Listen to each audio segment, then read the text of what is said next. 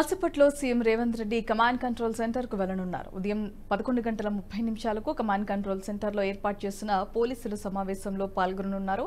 అనంతరం మధ్యాహ్నం 3:30 వరకు సెక్రటేరియట్ లో అన్ని శాఖల కార్యదర్శులతో సమీక్ష సమావేశం నిర్వహించనున్నారు సీఎం రేవంత్.